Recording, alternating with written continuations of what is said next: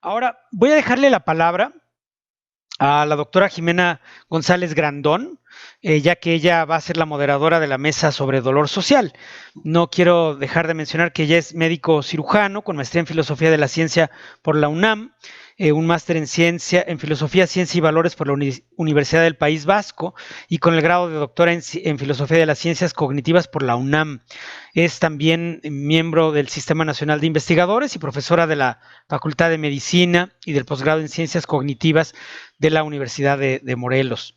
Jimena, te dejo la palabra, aclarándole a nuestro público que tú eres, digamos, co-coordinadora de este coloquio y del diplomado que nos antecede el año pasado, por lo cual te dejo la palabra para que tú moderes la siguiente mesa.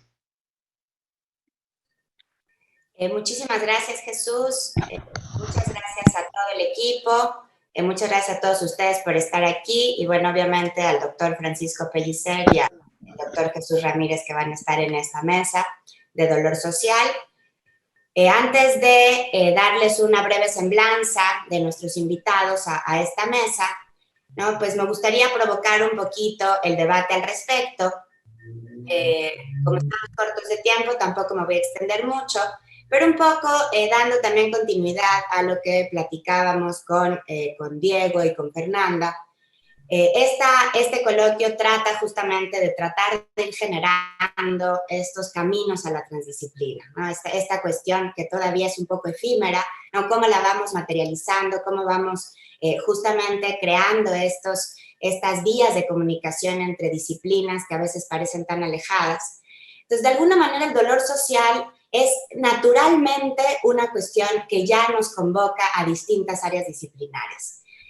Uno piensa en dolor desde la parte neurofisiológica y quizás te da más una idea de un correlato, ¿no? Que se enciende de toda una vía nerviosa que va llevando información dolorosa desde el sistema nervioso periférico, ¿no? Pero entonces de pronto, como esto que nos contaba Diego, ¿no? ¿Dónde está esa experiencia fenoménica? ¿No? Siempre necesitamos que haya una aguja que pinche en nuestro dedo para sentir dolor, ¿no? Siempre necesitamos el fuego, o a veces podemos tener esas experiencias en donde tiene que ver más con un contexto social que dota de significado esa experiencia. ¿No? Como a veces, ¿no? Desde las ciencias, ¿no? Con estas ganas de objetivar la realidad, ¿no? De modelarla, creemos que solamente con plantear que hay una vía nerviosa del dolor es suficiente. Pero bueno, por ejemplo, ahora nos encontramos en un momento interesante, ¿no? Somos los primates humanos, estamos confinados, ¿no? De pronto empezamos a esa falta de intersubjetividad, ¿no? Los seres humanos tenemos ese acceso privilegiado de alguna manera a esa socialidad, ¿no? Somos seres artificiales, ¿no? Y necesitamos de esa compañía, de ese cuidado parental, necesitamos estar como de alguna manera siempre socializando, ¿no? Siempre compartiendo una experiencia y de esa manera también se significa.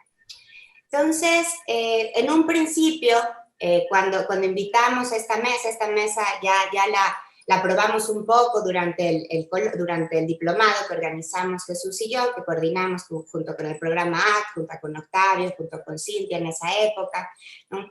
Y de alguna manera algo que nos motivaba en ese momento era más como el dolor social en el contexto de la violencia mexicana, ¿no? Justamente en estas ganas de crear estos puentes, nos preguntábamos un poco cómo podemos poner a dialogar a neurofisiólogos, ¿no? A humanistas, a gente más involucrada en las cuestiones contextuales. Entonces, esta vez, aunque por supuesto que seguimos un poco con esa idea, ¿no? Cómo este contenido cultural dota también de sentido el dolor, también lo queremos expandir un poquito esta idea del COVID. Entonces, voy a comenzar por darle la palabra al doctor Francisco Pellicer, ¿no? Que nos da muchísimo gusto que esté aquí con nosotros. Voy a dar una pequeña semblanza de él, obviamente su currículum es muy amplio, pero vamos a centrarnos en los puntos fundamentales. Para empezar, él es médico cirujano de la Universidad La Salle, pero también es maestro y doctor en ciencias fisiológicas. Sus líneas de investigación principales son la fisiología integrativa del dolor persistente, pero también tiene muchos abordajes experimentales, electrofisiológicos, neuroquímicos y conductuales, y además la neurobiología de la conciencia y la bioética con relación a la investigación animal. Ha recibido muchas distinciones, quizás las más importantes en este sentido son la medalla Gavino Barreda, y en 3 ocasiones se le ha otorgado la beca de la Fundación Miguel Alemán Valdés, es miembro del Sistema Nacional de Investigadores nivel 3, y actualmente va a ocupar el puesto de director de investigaciones en neurociencias del Instituto Nacional de Psiquiatría Ramón de la Fuente Muniz. Entonces, bueno, le cedo la palabra, doctor Pellicer, adelante, por favor. Jimena, muchísimas gracias. Jesús también. Es muy grato estar con ustedes en esto y es además, yo creo que muy pertinente por justamente el problema que está pasando el mundo, no nada más México. Y esto tiene que ver con, pues justamente el dolor social que sentimos todos ahorita, independientemente del dolor físico que se pueda tener por tener una enfermedad. De hecho, titulé de alguna manera la presentación dolor transversal. No es un nuevo tipo de dolor que haya inventado yo. Es que creo en la transversalidad del dolor y justamente lo que vamos a hablar en los próximos minutos es si es posible trasladar estos mecanismos fisiológicos que tenemos individualmente como seres humanos para percibir y afrontar el dolor, y podemos extender esto hacia la sociedad, Yo creo que esto es fundamental. Voy a utilizar una presentación a la cual no me voy a pegar estrictamente a ella porque quiero más tener pues un diálogo con todos, de tal manera que, bueno, comparto ahorita la entrada para visualizar un poquito ciertos conceptos. Ahí se ve bien, ¿no?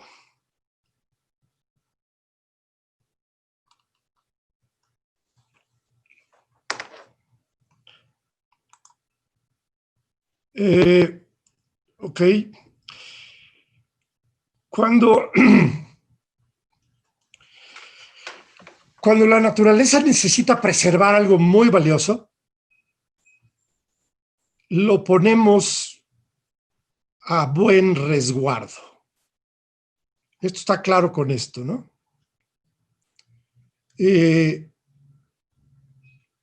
Una parte central, la parte del corazón, la parte de los pulmones, están metidos en una jaula, fundamentalmente. Esa es una parte vital. No se diga con esta otra víscera, está metida dentro de una caja y tiene todo un contexto salvándola, ¿no?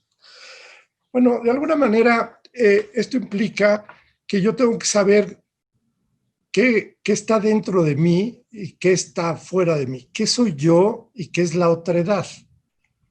Lo ejemplifico aquí muy rápidamente con una jarra de Klein. Esta jarra de Klein, bueno, nos presenta un problema topológico muy interesante, porque si tú caminas por la parte exterior de la jarra, llega un momento en que entras y la pregunta es, ¿estás adentro o afuera? De hecho, si agarráramos una de estas hormigas y se nos metiera por la boca y esa hormiga caminara y caminara y no tuviéramos una serie de secreciones que la mataría allá adentro, pues entraría por el orificio bucal, pero saldría por el orificio anal. Y la pregunta sería, ¿esa hormiga quedó adentro del cuerpo en algún momento o nunca estuvo adentro?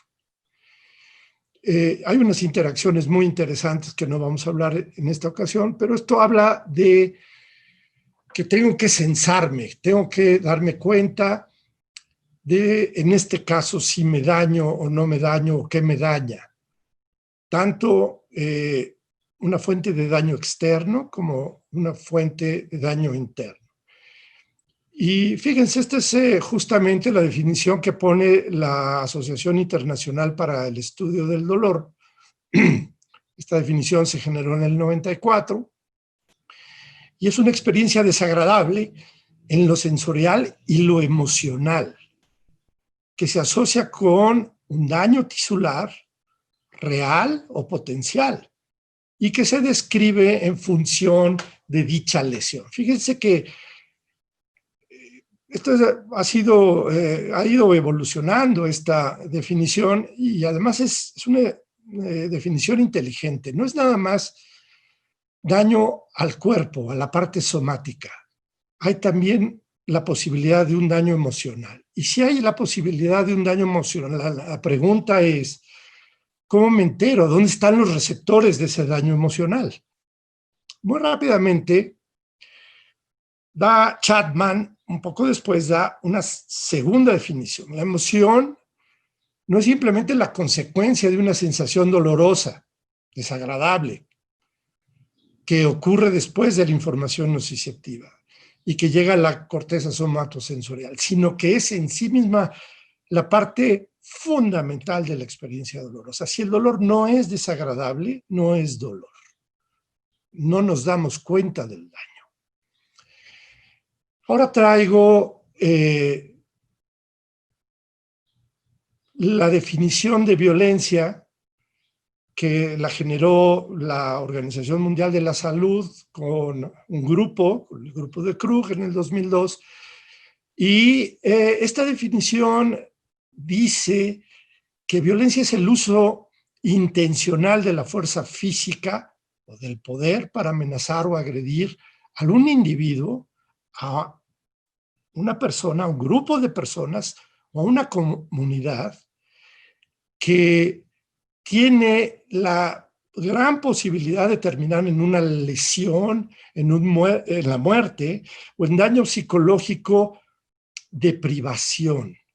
Fíjense, o de un problema de desarrollo.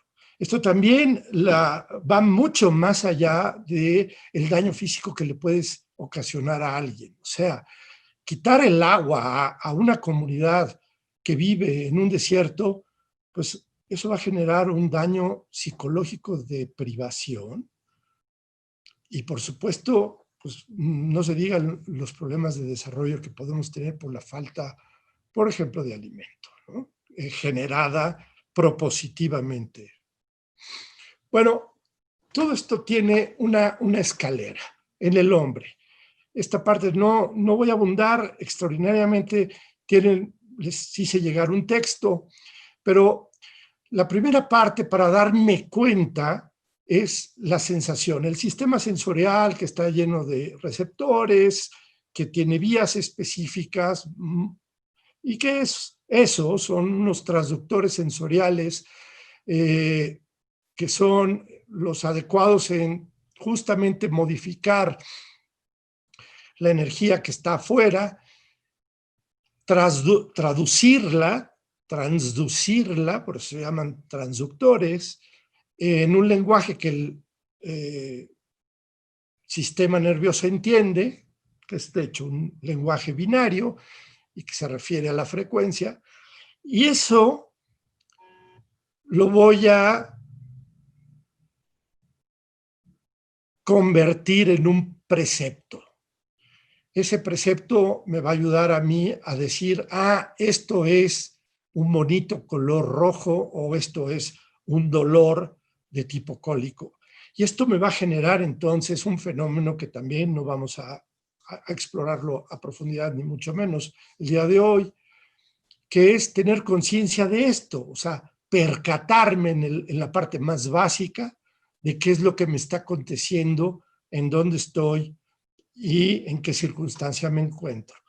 Una cuarta acepción es, dado que yo ya sentí todo esto, dado que yo ya conozco esta experiencia, ¿cómo puedo detectar en el otro esto mismo que yo ya siento?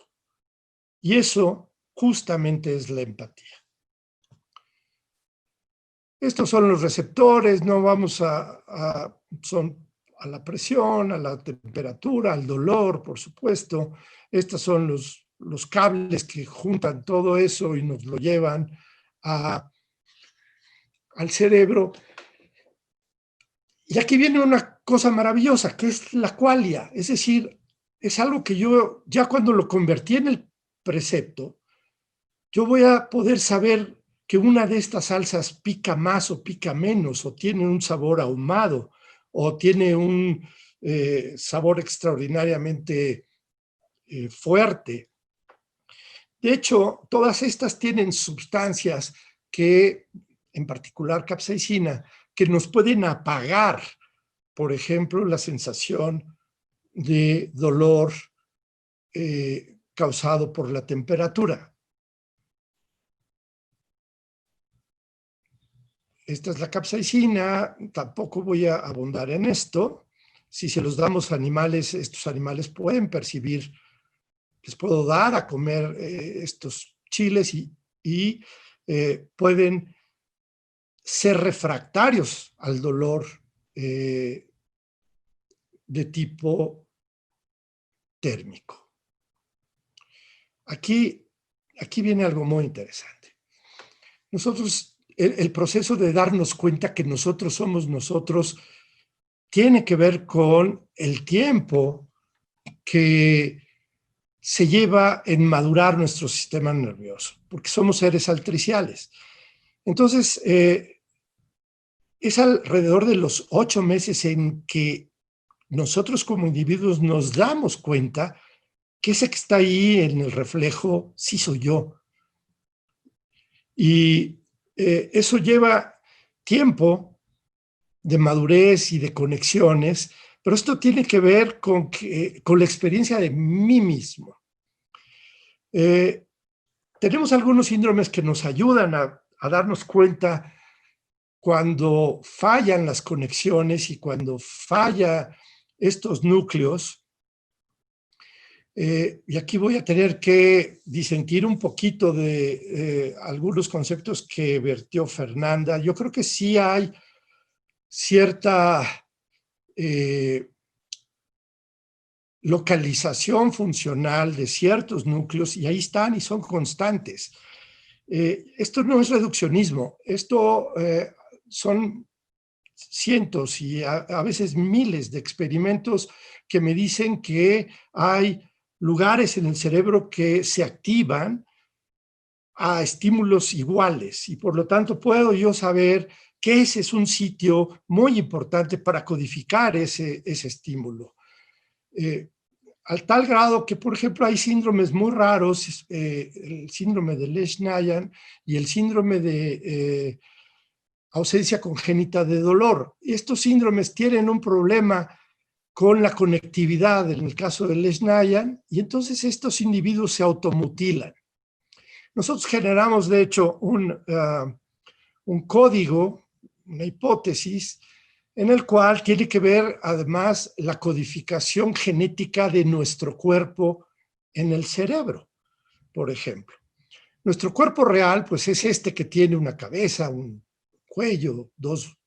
Imagínense, yo le he llamado el monito palito, es el monito que nosotros pintamos de niños, ¿no? Una cabecita, un cuerpo, los brazos, 5 deditos en cada palito y así. Bueno, pues ese es el cuerpo real. Aquí en el teorema de Bain y Euler con el que lo planteo, y es el cuerpo real. Bueno, pues este cuerpo real en principio es idéntico, tiene una identidad con el cuerpo genético. El problema es cuando, vamos a ver, cuando el cuerpo real, por ejemplo, se le amputa un pedazo. Es un paciente con diabetes al cual tiene un pie diabético y se le va a amputar el pie. Ya el cuerpo real tiene una falta, un cacho que le falta. Pero el cuerpo genético lo sigue teniendo, porque yo no amputé genéticamente esta parte. Y entonces lo que tengo es un miembro fantasma, la presencia de un pie que sigo teniendo porque está comandado por el cerebro. Y además a veces, muy frecuentemente, este pie duele, sigue doliendo. Y tenemos además otra cosa inversa, que es que el cuerpo real sí está completo, pero el cuerpo genético, por alguna razón, no tiene esta parte, no la reconoce como propia. Y eso es en síndromes neurológicos lo que nosotros denominamos anosognosia, o sea, no reconoce ese paciente que esa mano es de él. Y la única manera, muchos de estos pacientes se amputan ese pedazo de cuerpo que no lo sienten propio, y es cuando se lo amputan que se vuelve a restablecer la integridad. Esto es muy interesante, estamos hablando de fisiología en el cuerpo como tal. Bueno, el sistema límbico tiene un papel muy importante, ya hablaron ampliamente también de él en la presentación anterior. Aquí simplemente voy a decir que hay sitios del cerebro en los cuales si los lesionamos, el dolor puede dejar de tener significado. ¿Qué quiere decir esto? Que saben estos pacientes que sí les duele, saben en dónde les duele, pero ya les quitaron el componente afectivo, cognitivo desagradable. Y por lo tanto, al quitar esto, pues este paciente ya no tiene el desagrado, ya no tiene la alarma dolorosa. Hay sitios en los cuales se codifica el desagrado. Y esto es cuando es poco desagradable, se activa poco la corteza anterior del cíngulo. Cuando es muy desagradable, se activa mucho más la corteza anterior del cíngulo.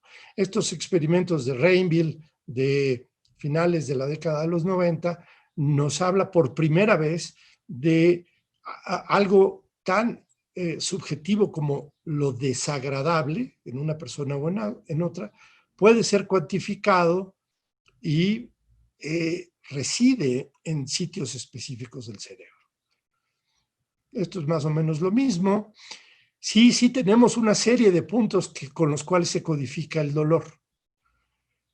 No es uno, por suerte, son varios, pero son estos. Este es un mapa justamente del grupo de Peyron en Francia, donde nos han dicho que justo la ínsula, justo la anterior del cíngulo, inclusive el cerebelo, son lugares a donde se codifica la información dolorosa, sobre todo bottom-up, o sea, la parte de que viene sensorial y que se va integrando en todos estos sitios. Bueno, esta es una de las figuras clásicas de Rizzolatti, de las neuronas en espejo, y que justamente es donde nosotros aprendemos a gesticular y aprendemos a detectar la bondad y la maldad en los otros. Bueno, esto es muy importante. Plughouse se dio cuenta de que cuando el dolor es de uno, se activa el cíngulo anterior. Y cuando el dolor es de los otros, yo escucho gritar a alguien que además sé que ese alguien tiene una conexión afectiva conmigo, yo no estoy sintiendo el dolor, pero se activa muy cercanamente, más anterior, tanto la corteza anterior del cíngulo como la corteza de la ínsula. La parte amarilla es la activación escuchando gritar de dolor a alguien con el cual yo estoy relacionado afectivamente, y esta es la parte, la roja, en la cual cuando ese mismo dolor se me pone a mí. Estos son otros experimentos exactamente con el mismo paradigma, o sea, se ha repetido varias veces. Esto es alguien que ve que está sufriendo por un dolor en particular y por eso está muy activada la corteza visual, y están activadas estos sitios también en la persona que lo siente. Este es uno de los síndromes de insensibilidad congénita que hemos estudiado, se automutilan, y este es muy rápidamente un experimento muy interesante. Está hecho con sujetos normales, los controles, y con gente que tiene este síndrome. Lo hizo Danzinger, y se les enseña dentro de un resonador esta fotografía en A, que es cómo se está cortando un dedo con una tijera de jardinero. Y entonces las personas que tienen, que están viendo esto, que son controles, se les activa muy fuertemente la ínsula y la corteza del cíngulo. Estas gentes con síndrome de ausencia congénita de dolor también se activa, aunque no han sentido dolor, perciben que hay daño. Pero cuando ven la cara de alguien que tiene dolor, ellos no saben lo que significa esto. Los controles sí activan las zonas, pero los pacientes que tienen el síndrome no las activan. ¿Por qué? Pues porque nadie puede activar algo que nunca ha sentido de qué se trata. Esto trasladado también a pacientes deprimidos. Estos son pacientes con depresión a los cuales se les hizo una prueba de dolor y tienen una activación muy grande en estos mismos sitios. Después de darles su terapia antidepresiva, la activación es de manera como un control lo percibiría. O sea, el deprimido tiene una percepción del dolor muchísimo más grande. ¿Cómo trasladamos entonces esto a la parte social? Disculpe que lo interrumpa. Ya podemos ir cerrando, por favor. En 30 segundos. Muchas gracias. Finalmente esto fue una foto que le dio la vuelta al mundo. De hecho, le dieron el premio Pulitzer a Carter por esto. Creo que no necesita comentario. Todos podemos saber el sufrimiento que nos puede causar socialmente. Esto es de antier. Y la desempatía que nos puede causar este individuo, pues es también colectiva. Y esto fue el 11 de septiembre de hace mucho tiempo. Ellos no están percibiendo daño alguno en sus personas, pero ellos están viendo esto. Y entonces lo que vamos a concluir es que dolor sin emoción no es alarma. Y claro que es trasladable. Bueno, pues ahí acabaría. Ay, pues le agradezco mucho, doctor Pellicer, lo que nos comenta. También además es muy interesante empezar a ir forjando, ¿no? esta visión del dolor social desde la fisiología, ¿no? Y cómo poco a poco uno se va dando cuenta de la necesidad, ¿no? de poner este tipo de correlatos neurobiológicos, pues también en este contexto. Entonces, bueno, le voy a dar la palabra al doctor Jesús Ramírez Bermúdez, mi amigo y colega en esta empresa transdisciplinaria. Y bueno, voy a dar una pequeña semblanza de él. Él es médico neuropsiquiatra por el Instituto Nacional de Neurología y Neurocirugía, que es donde también trabaja como clínico, investigador y profesor, pero además es doctor en ciencias por la Universidad Nacional Autónoma de México. Ha sido profesor por mucho tiempo en varias universidades distintas. Además, pertenece al Sistema Nacional de Investigadores Nivel 2. Ha publicado muchísimos artículos científicos, ha obtenido un montonal de citas. Y además, algo que es muy importante es que es escritor, ¿no? Además de escribir toda esta literatura científica, también escribe ficción literaria. Ha sido acreedor de varios premios al respecto. Hace poco acaba de publicar su libro Depresión. Así que, bueno, pues es un honor contar contigo, Jesús, y pues por favor continuemos este diálogo respecto al dolor social. Muchísimas gracias, Jimena. Si hay algún problema con mi presentación, me avisas, por favor. Creo que ya la estamos viendo ahí. Bueno, antes que nada quiero agradecerte a ti por haber organizado esta mesa y al doctor Pellicer también. Muchísimas gracias por acompañarnos. Él es un maestro y una figura muy importante para quienes estamos, digamos, en la cancha, ¿no? En el terreno de las neurociencias clínicas, de la práctica médica. Y en efecto, yo quiero retomar un par de planteamientos que hizo usted, doctor Pellicer. Uno tiene que ver con el momento particular que vivimos, ¿no? Esta terrible pandemia en donde pues estamos asistiendo a muchas formas de dolor, efectivamente, ¿no? Ciertamente el dolor social y también otras formas de, yo diría que pues nos pone en modo de operación de supervivencia, ¿no? Y eso es un momento muy peculiar de nuestra cultura. Entonces, yo he titulado esta presentación Neurociencia, Cultura y Dolor Social.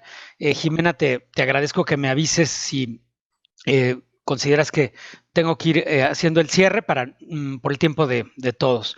Entonces, efectivamente quisiera iniciar el planteamiento desde un punto de vista que nos interesa a mí y al doctor Pellicer y seguramente también a Fernanda Pérez Gay, a Diego Moctezuma, que tiene que ver con el entendimiento de la conciencia humana, ¿no? Ese problema en donde la neurociencia es necesaria y donde convergen también muchas otras disciplinas, la literatura, las artes en general, las humanidades, la filosofía, indudablemente. Yo puse aquí este texto de Virginia Woolf, de su ensayo Estar enfermo, que publicó la UNAM en una colección de pequeños ensayos.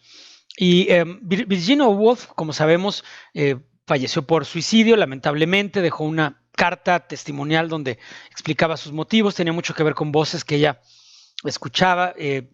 Podríamos hablar quizá de un padecimiento muy duro que ella tuvo. Y entonces se trata de un momento o de un lugar humano en donde converge el dolor, la experiencia de estar enfermo y este padecimiento emocional. De hecho, es muy difícil en su texto estar enfermo, saber si estamos hablando de una enfermedad física o una enfermedad emocional, si es que hemos de seguir manteniendo esa dicotomía. Solo quienes están en cama saben lo que después de todo la naturaleza no hace el menor esfuerzo por ocultar. Al final, ella vencerá. El calor abandonará el mundo. Paralizados por la escarcha, dejaremos de arrastrarnos por los campos. El hielo cubrirá la fábrica y el motor con una gruesa capa. El sol se apagará, ¿no? Es esta mirada pues muy oscura digamos que al destino humano. A lo mejor podemos plantearlo en esos términos, ¿no? Como términos de tragedia griega. Y aquí me refiero a otro texto que a mí me parece muy enriquecedor para nuestra cultura y nuestra discusión, que es el ensayo Diario del Dolor de María Luisa Puga, que es un testimonio también en primera persona muy detallado acerca de la experiencia del dolor que esta magnífica escritora mexicana desafortunadamente tuvo como consecuencia de una enfermedad inmunológica, ¿no? O reumatológica, la artritis. Que la fue consumiendo lentamente, y además de sus magníficas novelas como Las posibilidades del odio, nos revela aquí esa experiencia del dolor. Otro texto más, La migraña y el lado problemático de la conciencia humana, he titulado esta diapositiva, y trata sobre Oliver Sacks y la migraña, ¿no? Es un ensayo formidable sobre todas las ramificaciones clínicas que tiene la migraña. Pero vamos avanzando hacia el concepto del dolor social. El dolor como experiencia altamente desagradable, como experiencia muy relevante para nuestra supervivencia, y que creo que el doctor Pellicer planteó muy bien como una cuestión donde además se hace esta diferenciación entre lo que soy yo y lo que no soy yo. Bueno, estas definiciones enfrentan problemas interesantes de discusión crítica cuando entramos al terreno de lo colectivo, ¿no? Que tiene que ver con el problema de la empatía para el dolor, pero también de las vivencias colectivas, como suceden en el terreno de las migraciones, por ejemplo. Este libro de Valeria Luiselli, Los niños perdidos, trata acerca de experiencias de migración desde el Triángulo del Norte, Honduras, Guatemala, El Salvador, hasta Estados Unidos. Y este libro de Oliveira, un gran pensador mexicano, Árboles de largo invierno, nos habla acerca de las experiencias también de migrantes centroamericanos en México, un verdadero viacrucis que es retomado aquí por otros magníficos escritores mexicanos, Antonio Ortuño, en La fila india, que nos cuenta los porvenires, los sinsabores, la desazón de una trabajadora social que tiene que atender a un grupo de migrantes en Chiapas. Y en las tierras arrasadas, Emiliano Monge nos plantea una narración escalofriante en realidad acerca de esta vivencia de muchos migrantes que son objeto de tráfico de personas, casi diría tráfico de carne humana, porque el texto es muy duro en el sentido de que nos plantea estas vivencias de esta masa reducida a una especie de masa informe de carne que está siendo trasladada de un lugar para otro. Hay un coro de voces humanas donde el autor les permite a estas conciencias tomar la palabra para narrar su vivencia de dolor. Y esto entonces nos conecta con el tema, como yo había planteado, del dolor social. Más adelante con una autora que es la doctora Naomi Eisenberg voy a formalizar este concepto, pero quisiera primero plantearles a ustedes lo que la neurociencia neurociencia clínica puede ponernos como problema acerca del dolor. Desde luego que el doctor Pellicer ya ha hecho un planteamiento muy completo y voy a complementarlo con esta diapositiva que trata acerca de una mujer atendida en mi hospital, la señora T, le hemos llamado para los fines de esta presentación, que tiene una vivencia de dolor 10 de 10, como dicen los neurólogos, o sea, un dolor máximo, extremo, el más fuerte que ha sentido en su vida, en forma súbita. Es una hemorragia subaracnoidea que la lleva al hospital, pero cuando llega al hospital ella se encuentra de pronto eufórica.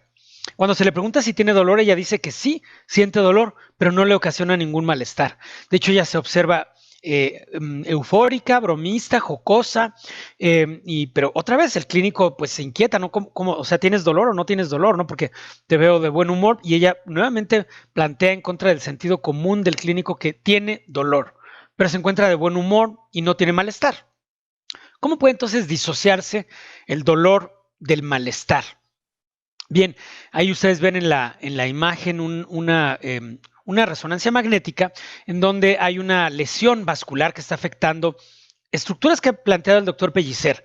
El lóbulo de la ínsula, la porción opercular del lóbulo frontal y el polo temporal, que son estructuras de esto que Joseph Ledoux, importante neurocientífico, ha llamado el cerebro emocional, y que sí, en ningún ánimo de reduccionismo tenemos que plantear como módulos necesarios para la experiencia emocional, porque forman parte de un circuito o red cerebral a la que conocemos como red tesaliencia, que nos informa qué tanta importancia, qué tan relevantes son ciertos estímulos que provienen de nuestro propio organismo, estímulos interoceptivos, o estímulos que provienen del entorno externo, estímulos exteroceptivos.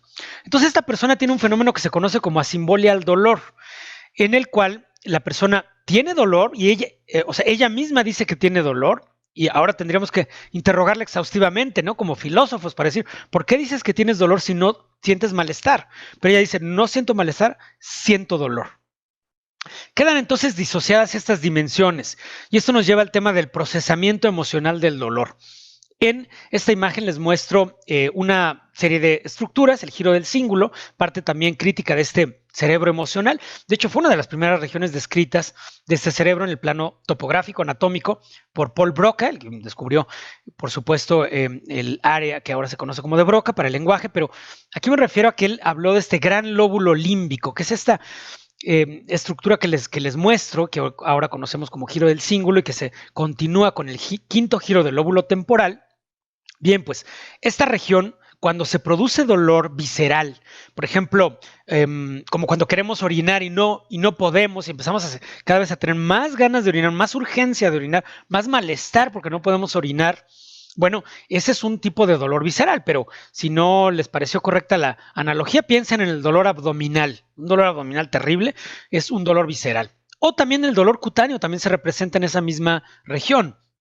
De manera que el dolor cutáneo y el dolor visceral tienen su representación en estas regiones. No es la única, ya lo planteó el doctor. Hay un mapa multimodal para el dolor, pero esta región parece ser muy importante.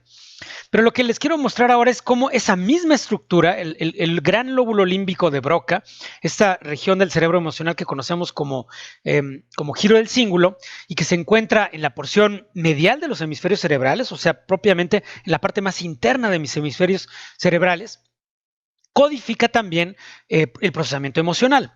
En particular, ustedes ven con morado una región que tiene que ver con la tristeza y más hacia adelante una región que tiene que ver con sentimientos de bienestar, alegría. Un poco más arriba vemos sentimientos que tienen que ver con la ira. De manera que, y sin plantear aquí ningún reduccionismo ontológico, ni mucho menos, es importante saber que esto que yo les estoy mostrando es el resultado de un metaanálisis de muchas investigaciones de neurociencia cognitiva, donde cada punto es un estudio, no es un sujeto, sino cada punto es un estudio que ha demostrado una relación entre esa emoción en particular y esa localización cerebral, que no es la única necesaria para la experiencia de esa emoción, pero sí esa estructura forma parte de esa red emocional. De manera que el dolor y la emoción se sobrelapan, se traslapan, y esto cobra una gran relevancia cuando hablamos de dolor emocional. Aquí les muestro esta página que tomé del libro de neurociencia social de Naomi Eisenberg, una formidable investigadora de Los Ángeles, de California, que nos muestra una comparación entre la localización cerebral del dolor social y la localización cerebral del dolor físico. Me detengo en esta imagen para que ustedes también puedan apreciar conmigo la importancia, en este caso, de estudios pioneros de localización cerebral. Habiendo dicho que el localizacionismo es una parte preliminar de un programa de investigación en neurociencia cognitiva y del entendimiento de la relación entre lo mental y lo neural, lo cerebral. De todas maneras, ustedes aprecien la imagen y comprueben que hay una semejanza muy importante entre estos módulos, porque hay una compenetración muy importante entre lo que entendemos como dolor social y dolor físico. Aquí el dolor social se evaluó principalmente como una experiencia en la cual hay una desaferentación social, hay abandono, hay negligencia, hay una pérdida de conexión, un poco como la pérdida de conexión que hemos tenido ahora durante la pandemia. Entonces, el dolor social tiene dos grandes ejes que son las pérdidas y las amenazas. Y estas pérdidas y amenazas interactúan con nuestro sistema nervioso para generar experiencias de dolor físico o emocional. Por ejemplo, este estudio de Naomi Eisenberg, este estudio de la Corte de Dunedin, disculpen, en Nueva Zelanda, estudió a más de 1,000 personas durante más de 30 años para ver que las experiencias de dolor social asociados a maltrato infantil, 30 años después, se asociaban, por supuesto, con depresión, pero también con problemas físicos como inflamación o problemas metabólicos. Entonces, el cerebro emocional tiene una activación excesiva durante experiencias aversivas como pueden ser la depresión, el maltrato infantil, etcétera, y estas activan estas redes relacionadas con la experiencia emocional aversiva. Esto tiene, por supuesto, una cascada de eventos hacia el cuerpo entero que tienen que ver con redes hormonales, con procesos también inmunológicos, y en última instancia, por mecanismos de retroalimentación, con una pérdida de estructuras cerebrales indispensables para entender nuestra función mental. Entonces, finalizo diciendo que el dolor es el lado problemático de la conciencia humana. La neurociencia clínica revela que la experiencia cotidiana del dolor implica un nivel sensitivo que nos permite calificar la experiencia como dolor, pero en forma subsecuente hay un procesamiento emocional que asigne valor a la experiencia en el plano emocional en términos de valencia, es decir, agrado y desagrado, y en términos de relevancia, o sea, relajación o excitación con sus componentes autonómicos, taquicardia y otros problemas de nuestro medio interno. La neurociencia afectiva nos permite conocer las semejanzas y diferencias entre el dolor físico y el dolor social, y la clave para comprender la intersección entre ambas dimensiones teóricas es el dolor emocional. Personalmente creo que la literatura y las humanidades en general, así como las artes y las ciencias, nos ayudan a apreciar la genealogía, la biografía y los desenlaces neurocientíficos y clínicos del dolor. Con esto finalizo mi presentación. Muchas gracias. Creo que la pregunta que nos queda es cómo prevenir este problema del dolor social y si la prevención del dolor social podría prevenir en alguna medida también el dolor físico y el dolor emocional. Bueno, pues muchísimas gracias, Jesús, por tan motivante presentación. Igualmente agradezco también al doctor Pellicer. Voy a leer las preguntas que llegaron, que me parecen muy importantes, las voy a leer todas de paquete y vamos a dar 2 minutos para cada uno, para el doctor Pellicer y para el doctor Ramírez Bermúdez, para que puedan responder de alguna manera lo más global posible, por favor.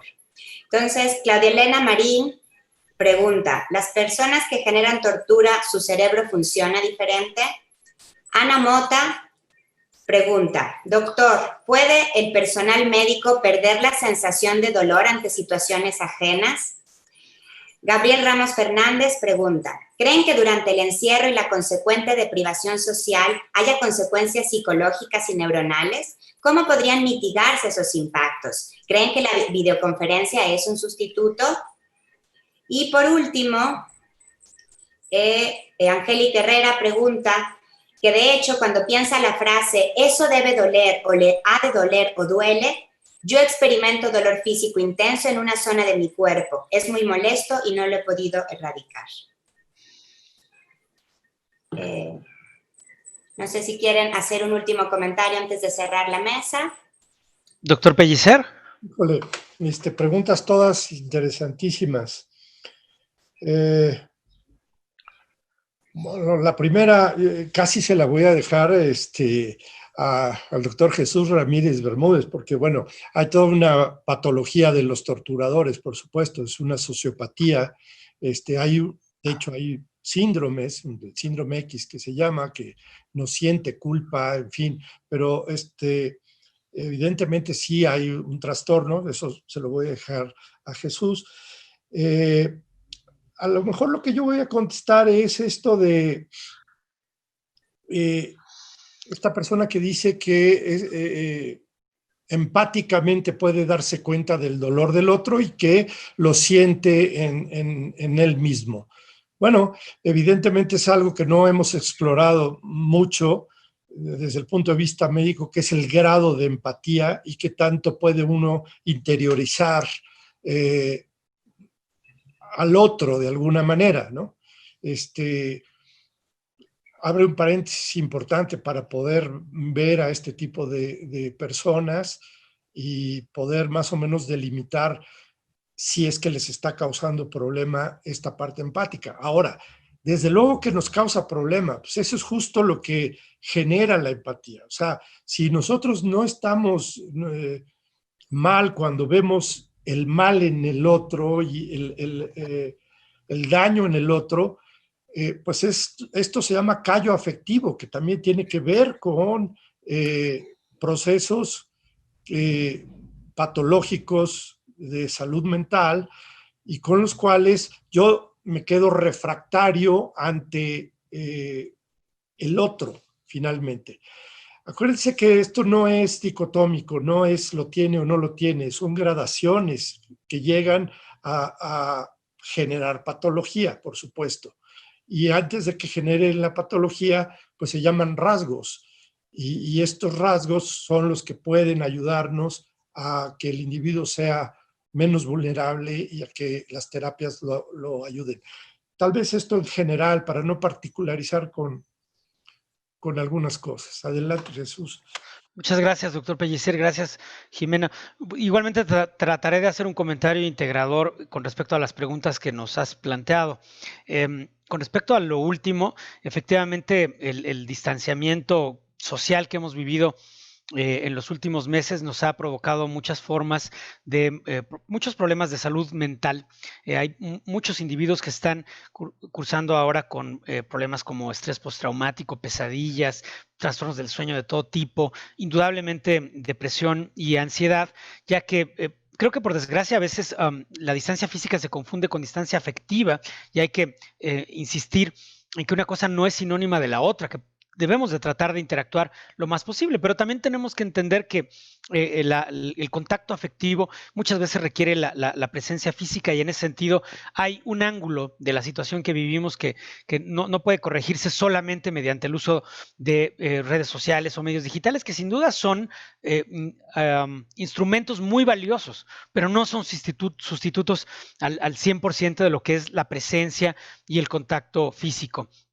Habiendo dicho lo anterior, creo que hay individuos que tienen, digamos, formas muy distintas de procesar las emociones, ¿no? Como sucede en el caso de la tortura, donde antes de calificarlo como una patología o no, yo quisiera decir que en general hay un término que usan a veces en alemán, perdonen que yo no domino la lengua, creo que se dice Schadenfreude, como se pronuncia correctamente, pero significa el placer frente al dolor ajeno, que toda proporción guardada nos ocurre en la vida cotidiana cuando alguien que nos hizo algo malo de pronto le va mal y sentimos una cierta satisfacción, pero llevando esto a su grado extremo, es literalmente el placer por el dolor ajeno, que puede llegar a momentos críticos en la tortura, donde indudablemente se establece una relación de poder, una relación de poder muy cruda, ¿no?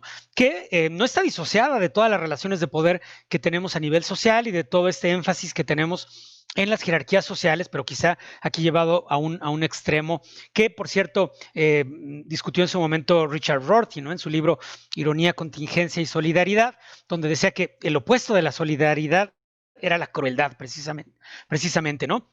Y para finalizar, en el caso de los médicos, yo creo que es muy importante buscar mecanismos para que quienes estamos en la práctica médica, en cualquiera de sus dimensiones, no perdamos ese sentido de solidaridad, de empatía, de compasión también, porque efectivamente las prácticas médicas tan duras, tan dolorosas que nos toca afrontar, pueden ir generando ese callo emocional que ya planteó el doctor Pellicer, ¿no? Y necesitamos mecanismos para constantemente estarnos renovando. Gracias, Jimena. Ok, bueno, pues les agradezco muchísimo a los dos. Muchas gracias, Francisco. Muchas gracias, Jesús. Y bueno, pues seguiremos en estos cambios de la disciplina. Le voy a dar la palabra a Octavio Moctezuma, que va a moderar la próxima mesa, Turbulencias y Complejidad en las Artes, con Axel Barceló, Roberto Zenit y Diego Villaseñor. Muchas gracias.